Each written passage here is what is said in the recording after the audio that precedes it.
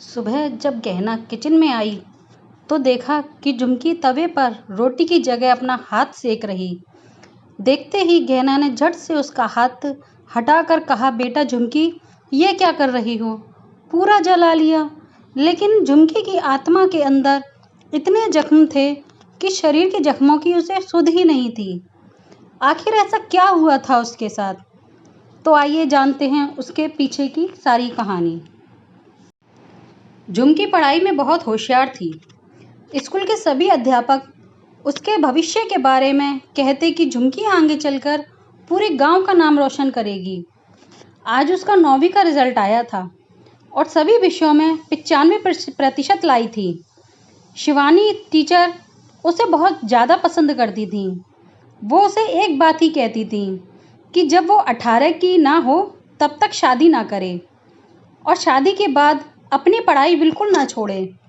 झुमकी school से आने के बाद ठाकुरों की हवेली में काम किया करती थी, क्योंकि उसके परिवार की आर्थिक स्थिति ठीक नहीं थी। बाप शराबी था और झुमकी अपने माँ बाप की इकलौती थी। घर का खर्च उसी के पैसों से चलता था। गहना भाभी ठाकुर साहब के बड़े बेटे की बहू थी। वो गहना से बहुत प्यार करती थी। जब झुमकी गहना को घर का काम करते करते स्कूल की बातें बताती, गहना बहुत खुश होती और झुमकी को यूं आगे बढ़ते देख आज भी झुमकी दौड़ी दौड़ी जब गहना के पास अपना परिणाम दिखाने आई तो बोली, देखो भाभी, आज भी मैंने अच्छे नंबरों से पास किया है। गहना बोली कि मुझे तो तू ही बता, क्योंकि मैं तो अनपढ़ हूँ, इसीलिए जो तू बताएगी तब ही जानूंगी कि कितने नंबरों से पास हुई है तू रुक, मैं तेरे लिए गुड़ लेकर आती हूँ। तेरा मीठा मुँह भी तो करवाना है। गहना थोड़ी देर के लिए रसोई में इधर उधर देखती है। अरे गुड़ तो बता कहाँ रखा है, तेरे बिना तो पता नहीं मेरा क्या होता। ये कहते हुए गहना झुमकी का मुँह मीठा करवाती है। फिर ठाकुर साहब को नाश्ता देने के लिए जाना है। झुमकी अपना परिणाम पत्र रखकर ताज़ा फलों का जूस निकालकर ठाकुर साहब के कमरे में ले जाती है, जहां एक अधेड़ उम्र का आदमी बिस्तर पर सोया हुआ था। देखने से तो पता लगता था कि खाने के लिए मुंह खुलता है बस और आंखें टिमटिमाती हैं। झुमकी कमरे में जाते ही कहती है कि माफ़ करना मालिक, आज थोड़ी देर हो गई, लेकिन आपकी सेहत के लिए भरपूर ताज़ा जूस लेकर आई हूँ। कहते हुए उसे अपने हाथों से बिठाकर खुद ही जूस पिलाती है और अपनी चुन्नी से उनका मुंह पोंछकर सुला देती है। ठाकुर साहब के बेटे आपस में बात कर रहे थे कि बड़े भैया, बाबूजी का इलाज में बहुत खर्चा हो गया। अब तो कुछ ऐसा करना चाहिए कि वे जल्दी से ठीक हो जाएं, नहीं तो बाबूजी के इलाज और दुकान खेती से बहुत कम मुनाफा हो रहा है। ठाकुर साहब के 2 बेटे थे, शक्ति सिंह बड़ा बेटा, गजेंद्र छोटा बेटा। तभी वह ज्योतिषी आते हैं। शक्ति सिंह कहते हैं कि कोई ऐसा इलाज बता दो बाबूजी, जल्दी से ठीक हो जाएं। ज्योतिषी कहता है कि इसका एक ही उपाय है, यदि ठाकुर साहब की शादी ऐसी लड़की से करवा दी जाए जिसके भाग्य में सौभाग्य का योग हो, तो उसका भाग्य ठाकुर जी के भाग्य से शादी के बाद जुड़ जाएगा और उसके प्रभाव से ठाकुर जी जी जाएंगे। गहना वहाँ चाय लेकर आती है। ये सुनकर कहती है कि बाबूजी, इससे किसी छोटी उम्र की लड़की की शादी करवाने से उस लड़की की ज़िंदगी क्यों ख़राब कर रहे हो? शक्ति सिंह ये सुनकर गुस्से से गरम चाय का गिलास गहना के मुंह पर फेंक कर कहता है कि तेरे को मर्दों के बीच में बोलने के लिए किसने कहा? गहना चुपचाप आंसू बहाते हुए खड़ी हो गई, कुछ सहमी सी। वो उस घर की कहने को तो बड़ी बहू थी, लेकिन उसकी इज्जत एक टके भर की भी नहीं थी। शक्ति और उसके भाई बहुत ही क्रूर थे, अपने मुनाफे के लिए किसी भी हद तक जा सकते थे। अब ज्योतिषी की बात मानकर उन लोगों ने ठाकुर साहब के लिए लड़की देखना शुरू किया। गहना की साथी सहेली यह छोटी बहन एक झुमकी ही थी। वो झुमकी से जानबूझकर कम से कम काम करवाती ताकि वह थके ना। झुमकी भी जाने से पहले जल्दी जल्दी काम करके स्कूल चली जाती।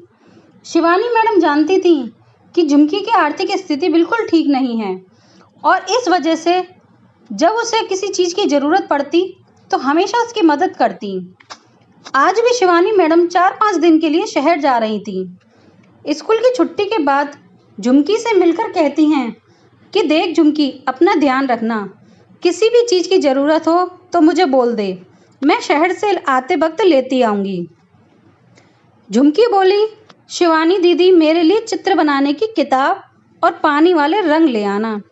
शिवानी कहती है, ठीक है झुमकी, तू पढ़ाई कर अच्छे से और अपना ध्यान रखना। फिर झुमकी रोज की तरह दौड़कर ठाकुरों की हवेली में जाती है और गहना की मदद करने लगती है। अचानक झुमकी की नज़र गहना के गाल पर पड़ी, जहाँ जलने के निशान थे। अरे भाभी, ये क्या, आपका गाल और गालों पर जलने के निशान?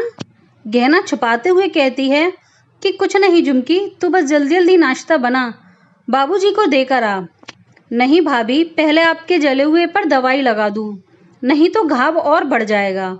और दौड़कर जले हुए की दवाई लेकर आती है और गहना को लगा देती है और डांटते हुए कहती है कि आप अपना बिल्कुल ध्यान नहीं रखती, अगर मैं ना होती तो आपका क्या होता। ये कहते ही गहना उसे गले लगाकर जोर जोर से रोने लगती है। झुमकी कहती है, अरे भाभी, आप इतना मत रोइए, अपना दुख बांट सकती हो। गहना कहती है कि नहीं झुमकी, मैं अपने दुख में तुझे शामिल नहीं कर सकती और बात टालते हुए कहती है कि अच्छा, आज का तेरा दिन कैसा रहा? बहुत बढ़िया भाभी, मेरी मैडम जी शहर गई हैं और मैंने उनसे अपनी पसंद के चित्रों वाली किताब मंगाई है। गहना अपना दुख भूलकर कहती है कि ये तो बहुत ही अच्छी बात है री। उधर ज्योतिषी फिर से आता है और कहता है कि आपके लिए बहुत अच्छी खुशी की बात है। दोनों भाई कहते हैं कि बताइए ज्योतिषी, क्या बात है? बड़े ठाकुर साहब, कल ही मेरे पास एक लड़की की कुंडली आई है और उसके भाग्य में बहुत ही सौभाग्य है। यदि उसकी शादी बुड्ढे ठाकुर से करवा दी जाए तो वे जल्दी स्वस्थ हो सकते हैं। शक्ति सिंह पूछते हैं, ये तो बहुत ही अच्छी बात है, बताइए कि वे लड़की कौन सी है? ज्योतिषी बोले, अरे और कौन, आपके घर की नौकरानी झुमकी। दोनों भाई आश्चर्यचकित रह जाते हैं। ज्योतिषी कहते हैं कि झुमकी के बाप ने रिश्ते के लिए मुझे उसकी कुंडली दिखाई थी कल। ठाकुर के दोनों बेटे बड़ी क्रूरता से मुस्कुराते हैं। अरे शाम को ही झुमकी के बापू को बुलाते हैं और शक्ति सिंह कहते हैं कि लल्लन, हम तुम्हारी बेटी के रिश्ते की बात करने के लिए बुलाए हैं। लल्लन हाथ जोड़कर कहता है, ये तो बड़ा सौभाग्य है जो आपके बेटे सोहम से हमारी बेटी। शक्ति सिंह बीच में ही कहता है, जवान खींच लेंगे हम तेरी, औकात देखी है, हमारे पैर की धूल भी नहीं हो तुम। गजेंद्र कहता है कि हमारे बाबूजी के रिश्ते की बात करनी है तुमसे। ये सुनकर लल्लन कहता है कि ठाकुर साहब तो झुमकी के तो बाप के समान हैं। शक्ति सिंह कुछ रुपयों की गड्डी लल्लन के हाथ में थमाते हुए कहता है, अब बोलो लल्लन। लल्लन फिर रोते हुए कहता है कि नहीं मालिक, हम रुपयों के लिए हमारी बेटी की ठाकुर साहब से शादी नहीं कर सकते, उसे अभी पढ़ना है, उसकी तो उम्र भी केवल 16 साल है। अब गजेंद्र उसके सामने शराब की 4-5 बोतल रख देता है और कहता है, ये रुपए भी तेरे और ये शराब भी तेरी, अब बोल लल्लन। लल्लन शराब को देखकर अपने होठों पर जीभ फेरता हुआ कहता है, नहीं मालिक, मेरी बेटी की उम्र इतनी भी छोटी नहीं है। शक्ति सिंह कहता है, तो ठीक है, ये रुपए ले जाकर झुमकी की शादी की तैयारियां कर। आज से ठीक 3 दिन बाद पूर्णिमा पर हम उन दोनों की शादी करेंगे। झुमकी अपनी माँ की गोद में सर रखकर कहती है कि देखना माँ, मैं पढ़ लिख कर बड़ी अफसर बनूंगी। इतने में ही लल्लन शराब की बोतल और मिठाई का डिब्बा लिए घर में प्रवेश करता है और कहता है, ये लो बेटा, मिठाई खाओ। झुमकी पूछती है कि लेकिन मिठाई किस बात की बापू? लल्लन कहता है, बेटा तेरा रिश्ता पक्का करके आया हूँ। झुमकी के हाथ से लड्डू छूट गया और आंखों में आंसू भरकर बोली, नहीं बापू, अभी तो मैं केवल 16 साल की हूँ। मेरी मैडम कहती हैं कि जब तक 18 साल की लड़की और 21 साल का लड़का ना हो तब तक शादी करना गैरकानूनी है। लल्लन हंसते हुए शराब की एक घूंट गटक कर बोला, उसकी तो चिंता मत कर, तेरा दूल्हा तो 21 से भी कहीं ऊपर है। झुमकी की माँ गुस्से से कहती है कि बेटी की शादी तय कराए बिना हमें बताए, आखिर लड़का कौन है। लल्लन कहता है कि बूढ़े ठाकुर हैं हमारे जवाई राजा। ये सुनकर झुमकी और उसकी माँ के पैरों तले जमीन खिसक जाती है। लल्लन उसकी माँ की तरफ अपनी जेब में रखी हुई गड्डी निकालकर उसमें से कुछ रुपए देकर कहता है, ये लो और झुमकी के लिए शादी का जोड़ा खरीद लेना। झुमकी की माँ कहती है, कैसे बाप हो तुम जो अपनी बेटी के लिए ऐसा रिश्ता करके आए हो जिसका एक पैर कब्र में और दूसरा केले के छिलके पर है। लालच में अपनी बेटी की जिंदगी बर्बाद कर दोगे। लेकिन लल्लन तो इतने नशे में था कि उसके कानों में कुछ भी नहीं गया। झुमकी के सारे सपनों की चिता उसके सामने जलने वाली थी, लेकिन कहती भी किसको। उसकी शिवानी मैडम भी शहर से बाहर गई हुई थी। 3 दिन बाद पूर्णिमा की रात को झुमकी की शादी भी कर दी गई। गहना भी इस शादी के खिलाफ थी, लेकिन वो कुछ भी कर सकने में असफल थी। बस आंखों में आंसू लिए केवल उसकी जिंदगी बर्बाद होते देख रही थी। झुमकी तो बस रात दिन रोते ही रहती। 2 दिन बाद भी झुमकी स्कूल नहीं आई तो शिवानी मैडम उसके घर जाती हैं और कहती हैं कि झुमकी कहाँ है काकी, मैं उसके लिए कुछ किताबें और रंग लेकर आई थी। ये सुनकर झुमकी की माँ रोने लग जाती है और सारी बात शिवानी को बताती है। शिवानी पुलिस को ठाकुरों की हवेली में लेकर जाती है और कहती है कि इन लोगों ने एक नाबालिग लड़की की शादी जबरदस्ती करवाई है। शक्ति सिंह कहते हैं कि नहीं साहब, ये झूठ बोल रही है। शिवानी की ये आवाज़ सुनकर झुमकी शिवानी के गले लगकर रोने लगती है और कहती है कि दीदी मुझे यहाँ नहीं रहना, मुझे यहाँ से ले चलो। गजेंद्र कमरे के अंदर जाता है और कहता है कि ये देखो साहब, इसमें झुमकी 2 महीने पहले ही 21 साल की हो चुकी है। शिवानी कहती है कि ये लोग झूठ बोल रहे हैं, इन्होंने फर्जी कागजात बनवाए हैं। तभी वहाँ लल्लन आकर कहता है कि नहीं साहब, ये कागज़ एकदम सही हैं। अब पुलिस कहती है कि पुख्ता सबूतों के बिना पर हम कुछ नहीं कर सकते। कहते हुए चले जाते हैं। झुमकी की हालत देखकर शिवानी भी उसके साथ रोने लगती है। शक्ति सिंह ने शिवानी का हाथ पकड़कर हवेली से बाहर फेंक दिया। शिवानी के हाथ में जो सामान था वो हवेली में ही रह गया। झुमकी ने रोते हुए उस थैली को देखा तो उसमें झुमकी के लिए 10वीं का नया कोर्स और चित्रों की किताब के साथ रंग की डिबिया भी थी। झुमकी उनको हाथों में लेकर कभी सीने से लगाकर बहुत रोती। शक्ति सिंह का बेटा सोहम ये सब देखकर गंदी नीयत से झुमकी को छूता है। जब वो उसे हटाती है तो उसकी सारी किताबों पर रंग बिखेर देता है। जो यह सब देखकर गहना उसे थप्पड़ मारकर कहती है कि तू अपने बाबूजी के समान गुण आजमा रहा है, और झुमकी को अपने साथ किचन में ले जाती है और कहती है कि झुमकी, मैं तेरा दुख समझ सकती हूँ, लेकिन मैं 11 साल की थी तब इस हवेली में आई थी। मुझे भी पढ़ना अच्छा लगता था। झुमकी और गहना दोनों खूब रोती हैं। एक दिन झुमकी हॉल में सफाई कर रही थी। शक्ति सिंह एकटक उसको देख रहा था। उसके पास आकर छूने की कोशिश करने ही वाला था कि गहना देख लेती है और कहती है कि झुमकी तू किचन में जा, यहाँ पोछा मैं लगा दूंगी। लेकिन रात को दोनों भाई जब शराब पी रहे थे तो झुमकी पानी का गिलास लिए वहाँ पहुँचती है। शक्ति की गंदी नज़र उस पर पड़ती है तो उसने झुमकी का हाथ पकड़कर उसे कमरे में ले गया। झुमकी की चीख सुनकर गहना ने देखा और जोर जोर से दरवाज़ा पीटने लगी, लेकिन शक्ति सिंह ने अपनी हवस पूरी किए बिना दरवाज़ा नहीं खोला। गहना ने अंदर जाकर देखा तो झुमकी बेहोश मुर्दे के समान पड़ी थी। गहना भी उसे गले लगाकर चीखने लगी, झुमकी झुमकी उठ बेटी। सुबह गहना किचन में आई तो देखा कि झुमकी तवे पर रोटी की जगह हाथ रखे हुए है। देखते ही गहना ने झट से उसका हाथ हटाकर कहा, बेटा झुमकी, ये क्या कर रही हो? पूरा हाथ जला लिया। लेकिन झुमकी की आत्मा के अंदर इतने जख्म थे कि शरीर के जख्मों की उसे कोई सुध ही नहीं थी।